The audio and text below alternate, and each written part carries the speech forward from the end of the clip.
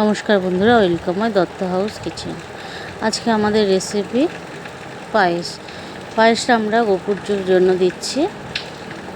First আমরা দুধটাকে জাল দিয়ে নিচ্ছি। এখানে 2 লিটারের বেশি দুধ নিয়েছি এবং 200 গ্রাম চাল নিয়েছি।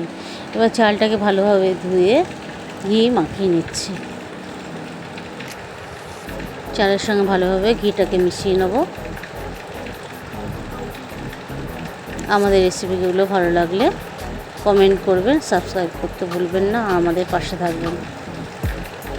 দেখুন বন্ধুরা, ভালোভাবে আমরা চালটাকে ঘিয়ের সাথে মাখিয়ে নিচ্ছি।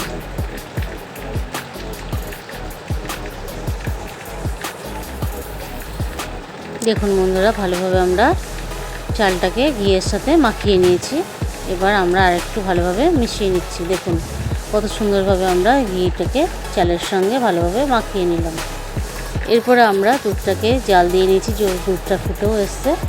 এরপরে আমরা এর মধ্যে দিয়ে দেবো 2টো তেজপাতা। 2টো তেজপাতা দিয়ে দিলাম এবং 2টো এলাচকে আমরা মুখ ফাটিয়ে নিয়ে এই দুধের মধ্যে দিয়ে দেবো।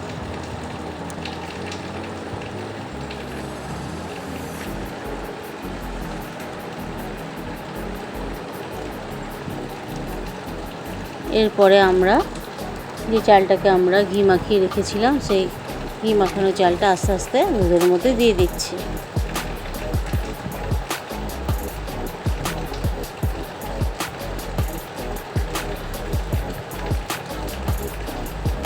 দেখুন বন্ধুরা, চালটা ভালোভাবে ফুটে এসছে এবং ভালোভাবে সিদ্ধ হয়নি কি ততক্ষণ পর্যন্ত আমরা ওয়েট করব এবং মাঝে মাঝে নেড়ে নেব।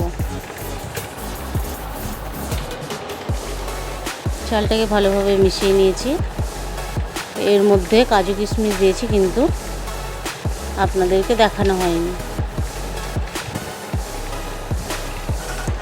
দেখুন বন্ধুরা, ভালোভাবে চালটাকে সিদ্ধ হয়ে আসলে এর মধ্যে আমরা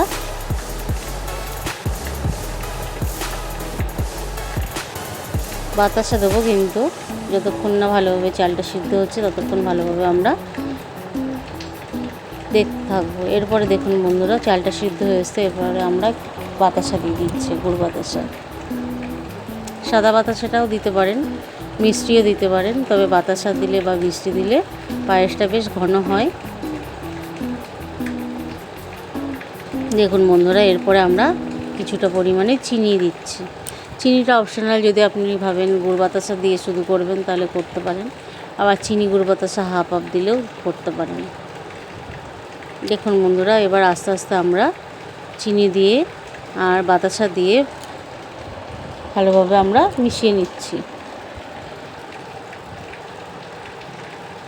এরপর আমাদের রেডি হয়ে গেছে আমাদের গোপুর ভোগের পায়েস।